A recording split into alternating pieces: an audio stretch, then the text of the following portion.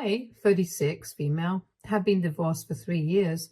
My ex-husband, Caleb, 36, male, had an affair with my sister, Alyssa, 32, female, while we were married, and that ended our relationship. Caleb and I met through friends when we were 25 at a party, and that's when we started dating. We were in a relationship for 3 years, after which he proposed and then we got married. We had been married for about 5 years, after which I finally found out that he had been cheating on me with my sister. Caleb and Alyssa met for the first time when I brought him home for dinner 6 or maybe 7 months into our relationship. By then, we knew that we were serious about each other and decided to introduce each other to our families. I had already met his family. It was just his parents since he had no siblings. I, however, had a pretty big family. I'm the middle child. Our oldest sibling is Chris, 40, male, and he's pretty much the only person I'm speaking to from my family now. The first time that I brought Caleb home for dinner, he got along well with everybody, but most of all with Alyssa. They realized that they had a lot of things in common, like their favorite TV shows, books, and even the kind of cuisine that they enjoyed. And they really bonded over that. I thought it was cute. I had no idea what it would turn out to be in the future. They became really good friends, and I was happy that Caleb was getting along so well with my family. I also had a good relationship with Alyssa at that point in time, since we were closer in age compared to Chris. Alyssa and I would sometimes even go out on double dates with our respective partners, and we had a lot of fun times together. She had a couple of short-lived relationships while Caleb and I were together, so she would bring a different guy on every date, and she would even joke about how she wished Caleb had a sibling so she could just date him instead. She would occasionally make comments about how Caleb was the perfect guy and how lucky I was, but I always took them as compliments, never reading too much into it, because I genuinely thought that she was just praising Caleb, and I did not see anything wrong with it. I never thought that maybe she was hinting at something because that's how much I trusted and loved her. That it didn't even occur to me that maybe she had a thing for him. When Caleb proposed to me, and then we got married, there was nobody happier than Alyssa. As a matter of fact, she was even the maid of honor at my wedding, so you can imagine how hurt I was after 5 years of being together. I discovered that the two of them had been sleeping together behind my back. Before you guys ask, there was nothing going on that could have made me suspicious about the two of them. I trusted Alyssa more than anything in the world, and I also trusted Caleb. In my head, they would never do anything to hurt me, and I was sure of it. So for 5 years, Caleb and I had a really smooth sailing relationship. There were a couple of minor hiccups here and there, like he wanted kids and I was not ready for it. He wanted me to spend less time at work, but that was not an option for me because I earned more than him. And the kind of lifestyle that we had, we needed my income to support ourselves financially. He thought I was too career-oriented and wanted me to be a little more laid back, and no matter how hard I tried, I could not explain it to him that we absolutely needed the money. Both of us were earning to have a stable lifestyle. For context, I am an investment banker, and it's a really demanding job. He works in marketing, and he's good at his job, but he's not very dedicated to it, the way that I am. And I'm not complaining about it. I really love my job, and it helps me fulfill my dreams, so why should I not work hard for it? And as for why I did not want kids, well, that's an easy answer. I was not mentally or emotionally ready to be a mother, and I would rather not do something at all than do a bad job of it, especially when it comes to being a parent. I think if somebody is not ready to be a parent, there is no way that they should be pressured into or coerced into becoming one. I do not want to have kids and then regret my decision, and I had been very clear about it right from the beginning of our relationship. but he had assumed that I would change my mind as we got married and time went on.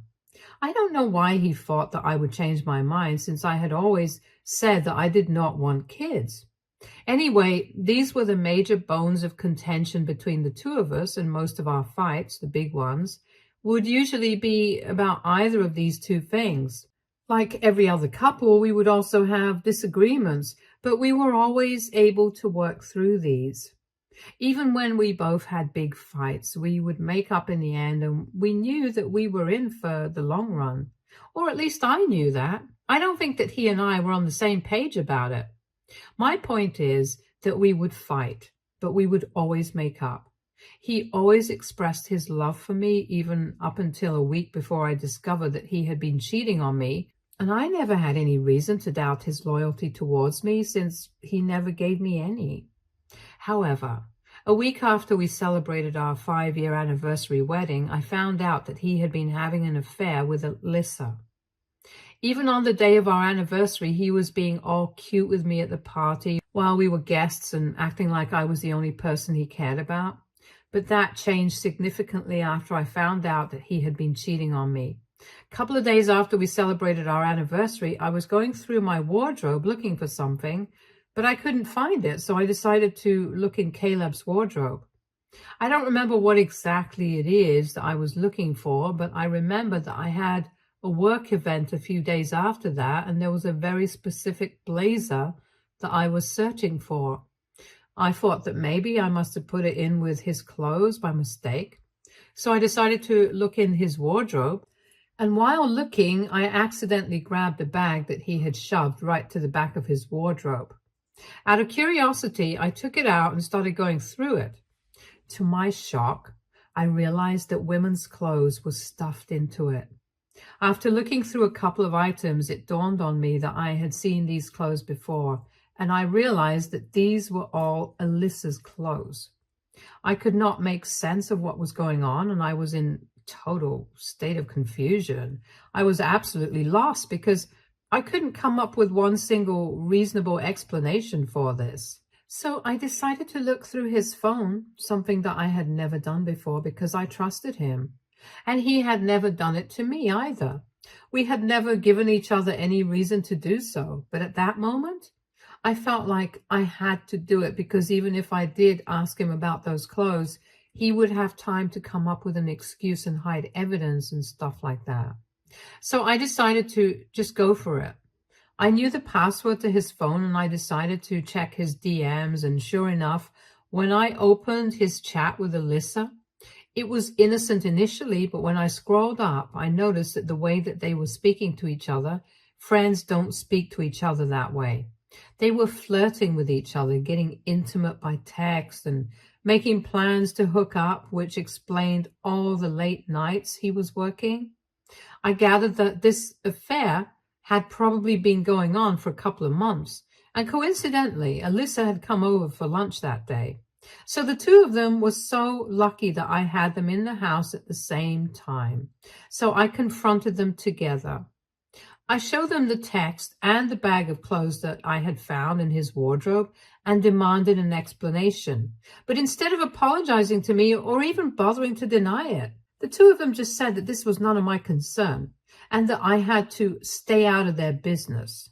I was really taken aback by that response, because obviously this was my business. If my husband was cheating on me with my sister, I think it qualifies as my business. I did not hold back, and I started screaming at both of them that day. But instead of reacting to any of it, they just continued to pretend that this was no big deal. Caleb even had the gall to tell me that since I was not giving him a child, and neither did I bother to spend enough time with him, which was really hypocritical because neither was he willing to compromise on his lavish lifestyle, and I was the one who was supporting it. But anyways, that's the reason he told me that he had to look for other options, and he and Alyssa get along really well. Alyssa said that I should actually be glad that he chose to keep it in the family instead of going elsewhere, since that would have been even more embarrassing for me. They told me that they were not going to stop, and as a matter of fact, now that I found out, they did not see any reason to hide it from me any longer. They had only been keeping this under wraps because they wanted to avoid the drama, and they were just waiting for her promotion so she could move away from here, and Caleb would then follow. But she was not against the idea of revealing everything now and then and getting this over with. It was really nasty, and I don't even know how I got through it all. There was not much to say after I found out the truth, since they did not seem guilty about it, and I was not going to forgive him for it. That was for sure. So I decided to file for divorce, and after I told my parents, they cut Alyssa off. And Eric also stopped speaking to her. Literally nobody from our family had any ties with her after that, and they did not seem any worse off for it either. A couple of weeks after that, Alyssa moved away to Pennsylvania, which is a 9-hour drive away from here. And once our divorce came through 3 months later, he also followed suit. He did not contest the divorce or my petition and left everything to me. I guess he must have surmised that now that he was with Alyssa, he would not have to worry about money. She had been promoted to a better position, and that meant better pay, so he did not have to worry about losing out on my wealth and the settlement that he would get from the divorce. I guess he was just in a hurry to get it over with, so he did not put up much of a fight. And I'm glad about it because that allowed me to get it over with quickly. Since then, neither I nor anybody else from our family has had any contact with her. We don't know where she is. We don't know what she has been up to. We never bothered to find out. My friends who still follow her and are in touch with her know better than to talk to me about it. So to sum it up, I have no idea what's going on in her life. It's been 3 years, but I'm still trying to recover from everything. And they really messed me up for good. However, I was reminded of everything a couple of days ago because of Caleb got back in touch with me. He called me up from a number that I did not recognize, and unfortunately, I have had the same phone number for the past couple of years. And I didn't think much before answering that phone call. As soon as I picked up, I should have hung up, but curiosity got the better of me. And when I heard him speaking on the other end, I decided to hear him out at least. He sounded pretty desperate and upset, and quickly explained to me that he was calling to ask for my help, which was really bold because for 3 years we had not been in touch and we didn't exactly end on good terms. So the least he could have done was at least to apologize to me, but he didn't do any of that and came straight to the point. He told me that Alyssa had been in a car accident a few weeks ago and couldn't move since she had fractured both her legs and her arms were all bruised up a couple of months ago, and they had a 2-year-old son that needed to be taken care of. He told me that he had already tried to get his friends there to take over, but all of them were busy, and none of them were willing to take on such a huge responsibility. And he couldn't handle everything on his own, since he also had to go to work and try to earn more, now that Alyssa was going to be on bed rest for quite some time and couldn't go to work. They had to make sure that Alyssa was taken care of, and handling both a 2-year-old child and Alyssa, who was so severely injured, was not his cup of tea. They had thought about hiring a full-time nurse, but even that was out of their budget since the area that they lived in was quite expensive. So now they were relying on their family to help them out. They had already called my parents, but they said that they were too old now, or they would definitely have agreed to it. My in-laws were not an option anymore since my father-in-law had passed away just a year ago, and my mother-in-law lives in Canada with her sister, so she won't be able to help even if she wants to. And they had also called Eric, but he had said that he wanted nothing to do with them, and they did not trust anybody else enough to let them take over the duties of taking care of their son while they were indisposed, apart from me, since neither of them was particularly close with their extended family. So as a last resort, they were literally begging me to help them out. And after years of holding it in, I finally had my moment. After he was done telling me about all of this, I just told him that I couldn't help him because it was not my business. And then I hung up and blocked his number. I didn't even bother to get into the details of it and just left it at that. Eric thinks that I did the right thing, but unfortunately my parents don't quite agree with it. They think that 3 years have passed and now I should be over it, especially since Alyssa is going through something so horrible and I should be there for her. I don't even understand what they're going on about because they think that I'm being stubborn by refusing to help them, and I think that they are being ridiculous by even expecting me to help them after what they did to me. I feel bad for the kid. I really do, but again, that's not my problem. They insist that I am being selfish and stubborn, and I should at least consider it before saying no.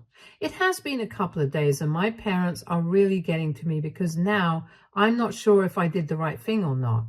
I wouldn't have felt bad for them, but there is a child involved, and that's why I am rethinking my decision.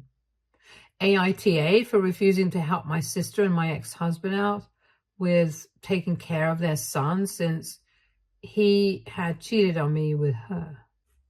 Update 1. Hi, first off, thank you so much for all the comments on my post. Thank you for taking the time to say something. That was really nice of you guys. And now, coming to my decision, I'm not changing my mind. I'm still staying out of their business, as they had put it themselves. My parents can think whatever they want to about me. I don't really care. They don't have the right to decide if I should move on or not. I was the one who got hurt, and so I'm the only person who gets to decide how I feel about this. They don't get to dictate my feelings. I do, and I always will, feel bad about their son. But again, that's not my child and not my problem. If they feel so sorry about this situation, they can take on the responsibility of taking care of their child themselves. Instead of making up excuses about how old they are just in their early 60s. They do everything that normal people do, and it's not like it's that big of a deal for them. If it's just a matter of a couple of months, I'm sure they can help out. But they don't want to do that. They just want to put it on me. When I communicated my decision to my parents and told them that I was not going to change my mind, they told me that they were cutting ties with me as well, since I was really selfish and stubborn and they couldn't believe that I was going to act this way, even though Alyssa was so severely injured. I don't know what's so hard to believe. They screwed me over once, and I'm not about to let them walk all over me a second time. It's as simple as that. I don't think I'm doing anything wrong. I haven't talked to Eric about it yet, but I know that he will be on my side as he has been so far. He is a little busy with work right now since he has just signed a new project, and it's going to be a couple of days before I can find enough time to discuss this with him. But until then, I am quite comfortable with my decision. I don't know what's going to happen to Alyssa, Caleb, and their son, and I really hope that they do find a solution for the sake of their child, but it's not my problem to worry about. Update 2. Hey, it has now been 1.5 weeks since Caleb tried to get back in touch with me. I blocked him back then, and so far he has not been able to reach out to me again. But I have heard from Eric that they have been trying to get in touch with him relentlessly, and even Alyssa has been messaging him. But he has been ignoring all their messages and just leaves them to read. I spoke to Eric a couple of days ago, and he told me that even he had decided that he was not going to keep in touch with our parents anymore, since they were being really unreasonable and selfish. It's ironic, since that's exactly what they had been accusing me of being. It serves them right, honestly, since now they are on their own and they don't even have Eric to call family. They still have a chance to make things right with their other daughter, Alyssa, but I don't think they are going to take up the responsibility of taking care of their son. It seems unlikely because my parents are the kind of people who say that they love their close ones, but won't go out of their way for anyone. I've seen that in them, with Eric's kids. I won't get into it much, but there was an incident a couple of years ago when Eric's eldest son had fractured his wrist after a bad fall at the playground, and he must have been around 4 years old at the time. Eric's business was going through a slump back then, and he had requested our parents to lend him some money so he could get a physiotherapist to improve his son's movement in the wrist after the cast came off, but they flat out refused. Apparently, they had told him that they were getting old and they had to save their retirement as well, so they couldn't just give out money like charity. Eric had been respectful of it and hadn't brought it up again because he did not want to come off as entitled, but I thought that it was kind of selfish of them. So it's not very surprising to me that they are still not helping out with their grandkids. It's just what I had expected. I just hope that they understand when Eric and Alyssa refuse to let them interact with their grandkids in the future, since they have never showed any interest in being helpful. If their kids are not entitled to any help from them, they should also extend the same quote to their kids and not feel entitled to spend any time with their grandkids when they want to. But that's just my opinion. As much as I dislike Alyssa, I hope that things work out for all of them eventually. Update 3. So this is going to be a pretty long update. Almost 2 months have passed since I received news of the accident that had taken place with Alyssa. I haven't heard from them directly, but I have kept in touch with Eric, and he is the one who is giving me all of this information. I told him that I would be fine with that if he kept in touch with Alyssa and responded to her messages, because honestly, I was not feeling too good about the situation. I don't like Alyssa, that's true. And I absolutely loathe Caleb, but at the same time, I am not heartless enough to wish anything bad to happen to them. I know that their 2-year-old son has had no part to play in all of the evil things that they have done in the past, and so I told Eric to keep in touch with Alyssa and help her out if she needed it. They were bad people, but that doesn't necessarily mean that I have to stoop down to their level. I already got my revenge. I refused to help them, and that was it. But families are complicated, and I can't bring myself to wish bad things on anybody, no matter what they have done to me. That's just not my nature. I feel like I have to defend my decisions since people can be judgmental sometimes. But anyway, I digress, which is why I encouraged Eric to talk to them. So at least I would have the peace of mind of knowing that my nephew was doing fine. That's all that matters to me, to be honest. So 2 weeks ago, he finally got in touch with them and asked them how things were going there. And Alyssa told him that things were pretty bad. They were having to rely on a daycare to take care of their son. It was burning a hole into their pockets because the neighborhood that they lived in was pretty expensive, and it was not an option for them to drive several hours away from where they lived back and forth every day, since Caleb also had to go to work. And she could not do anything for herself anymore. So it was really bad. On top of that, they were falling behind on the rent and were at risk of being evicted, which hadn't happened so far, just because she was severely injured. The landlord was kind enough to give them an extension for a couple of months, but after that, they definitely had to pay up the money or leave the house, and she didn't know where she was going to get all that cash from. She had asked our parents for help, but they had refused again, saying that they wanted to save up for the future. I can understand that they want to save for any future medical emergencies or whatever, but it's not like we are never going to return the money back to them. We haven't ever been like that. I don't understand why they are always so skeptical and weird about money when it comes to their own kids. It's not like we are thieves. However, this time when my parents said no to helping her out, she lost her mind and told them that she was cutting them out of her life. This time, she was going to be the one who was not going to speak to them ever again. And as much as it is like Caleb and Alyssa, I think that they made the right decision. They are toxic, but so are my parents. It's a wonder how Eric and I turned out right, given the fact that we were surrounded by such people. But anyway, my parents are not going to have any access to either of their grandkids for the next couple of years, that's for sure. And they are going to have nobody else to blame but themselves. They're not even going to have any access to their kids, now that you think about it, since I am not speaking to them. Eric is not talking to them anymore, and neither is Alyssa from this point onwards.